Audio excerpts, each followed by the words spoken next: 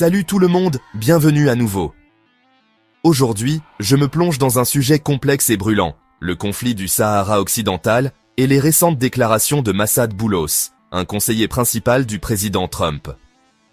Tout d'abord, parlons de la position des États-Unis.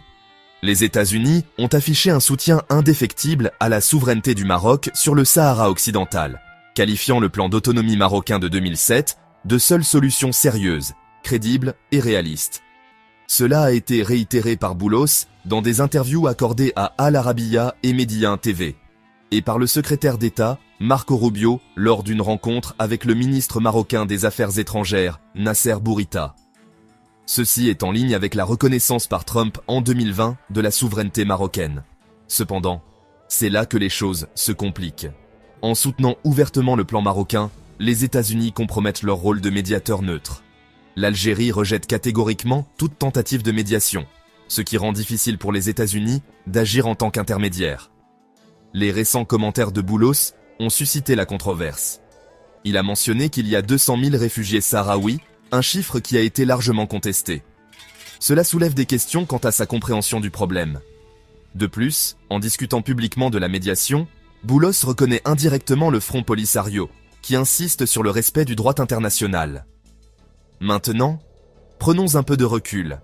La question du Sahara n'est pas une priorité absolue pour Washington, qui se concentre davantage sur la Libye, le Moyen-Orient, l'Ukraine, la Chine et les questions de commerce mondial. Cela signifie que l'attention des États-Unis sur le conflit du Sahara occidental sera probablement, au mieux, sporadique. À cette complexité s'ajoute la mission des Nations Unies, la MINURSO, qui a été largement inefficace depuis sa création en 1991. La MINURSO n'a pas réussi à organiser de référendum et est plus symbolique que fonctionnelle.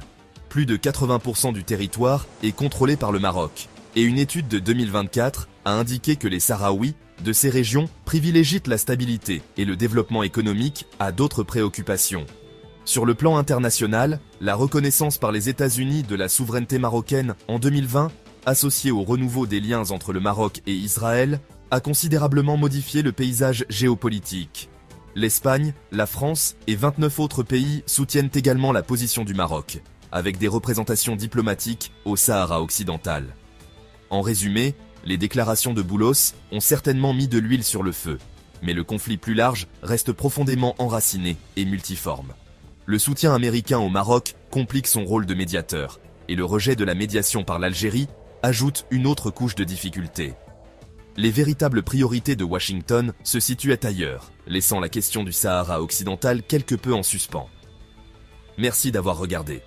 Si vous avez trouvé cette analyse utile, n'oubliez pas d'aimer et de vous abonner.